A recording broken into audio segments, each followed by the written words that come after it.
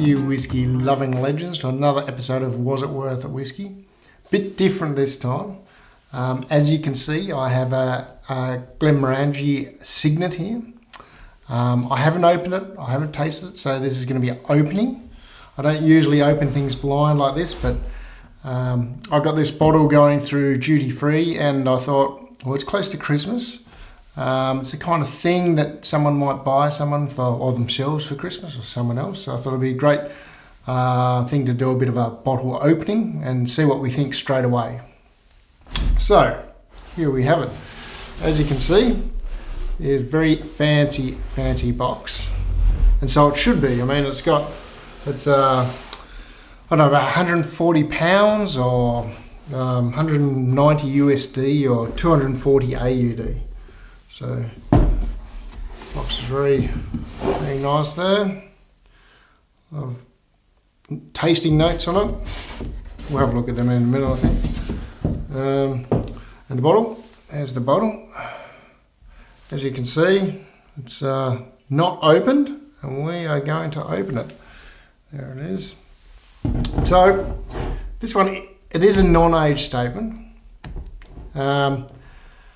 But they say that it's got some of the rarest Glenmorangie casks in it, dating almost 35 or 40 years old. So let's hope so. Those casks, they had it's bourbon barrels. Look at this, very sexy bottle. Bourbon barrels. They had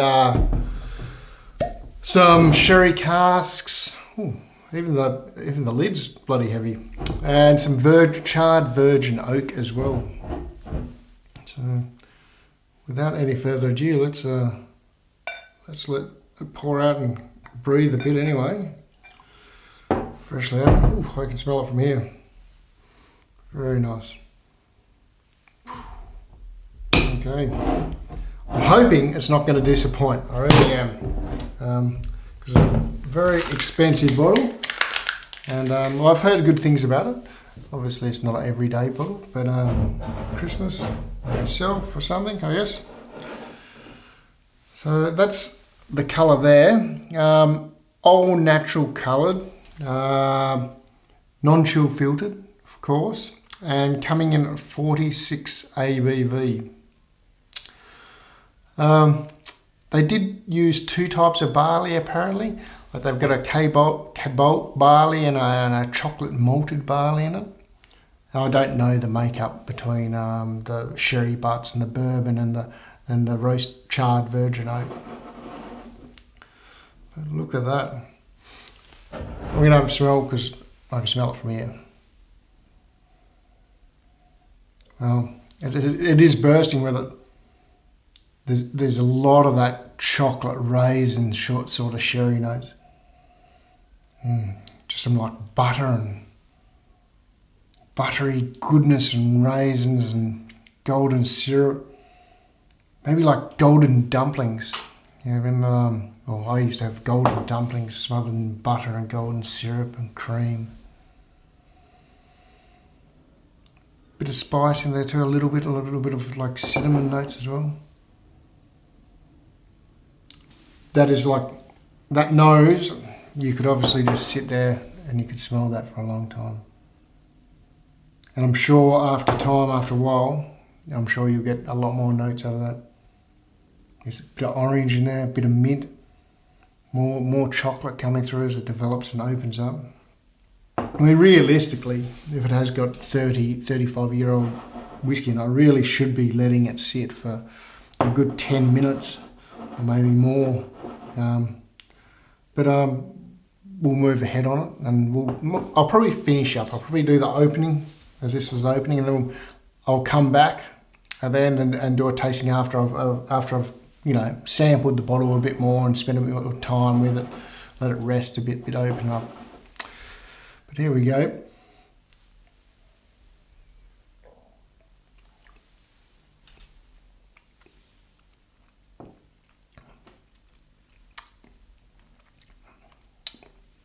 Orange, some Jaffa, some coffee. There's some really strong espresso bean notes in it.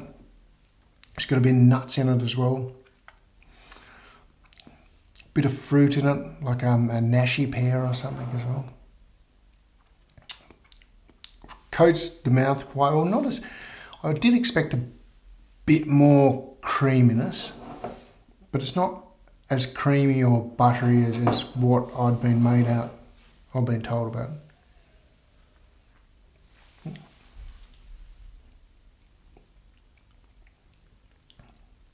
But it is beautiful. It's fucking beautiful. It really is absolutely,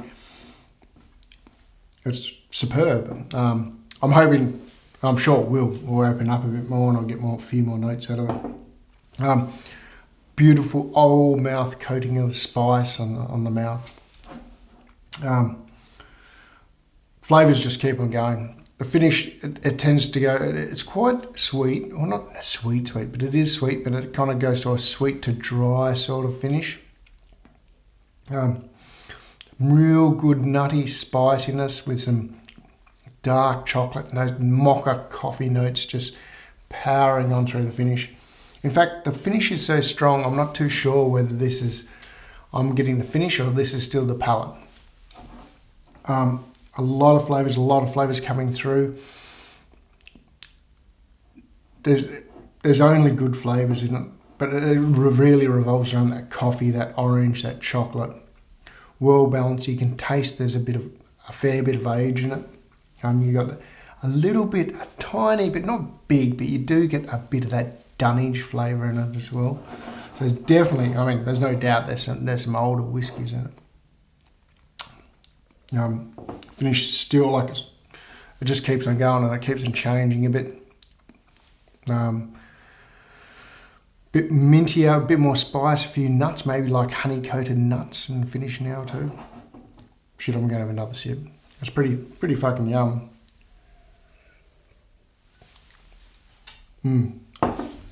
Amazing. So there's the Signet, sexy bottle it is. I'm going to close up now. I'm going to spend a bit more time with this whiskey and then I'll finish off the review with giving some scoring and some tasting notes that I've developed over time and a score, if it's worth it. Was it worth it whiskey? One thing I can tell you straight away now though, it's bloody superb, really nice. But I'll catch you in a minute after I've devoured a bit of this. See you then. And I'm back. And I spent a good couple nights with the Glenmorangie Signet. Definitely necked the bottle. Terrible job it was trying out this whiskey. But now we spent some time, we've necked the bottle. I've let this one sit here and rest for a good 15-20 minutes, warm up a bit. So let's go through the final flavours of this bad boy. Because it opened up heaps more. So the nose is just bloody amazing, from coated chocolate, coffee beans, candied orange, vanilla bean, cocoa, crisp pear again.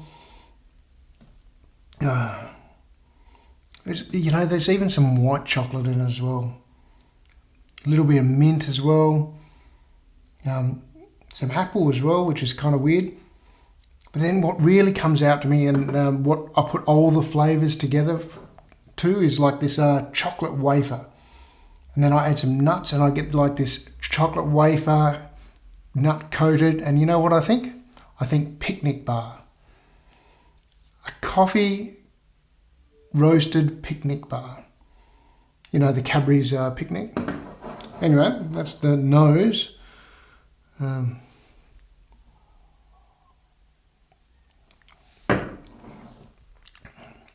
The palate is amazing too. I get sweet caramel chocolate, a really good whack of this espresso flavour. Now I believe this is from the chocolate malted barley, which is basically barley that's roasted so long, or I think this right anyway, it's roasted so long so it becomes really rich and dark, chocolatey looking. I believe it does take away some of its alcohol ability to produce alcohol, but it adds that real richness in flavour. And so, and it brings on that real coffee bean flavour that we're getting. That's fucking really yummy.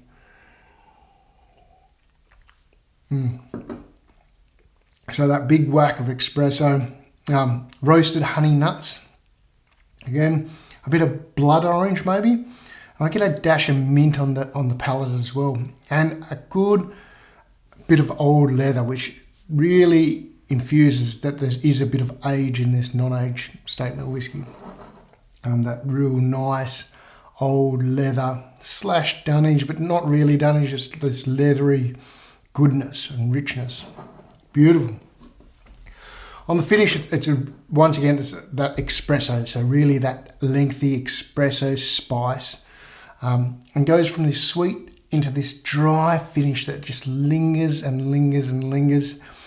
I get a bit of citrus on the finish as well, and I'd like to say orange, but I'm almost tempted to say it's a bit of lime on the finish. It is a long finish. It'll just sit on my palate for 10, 15, maybe even 20 minutes. But generally, I don't get that because I always want to have another sip.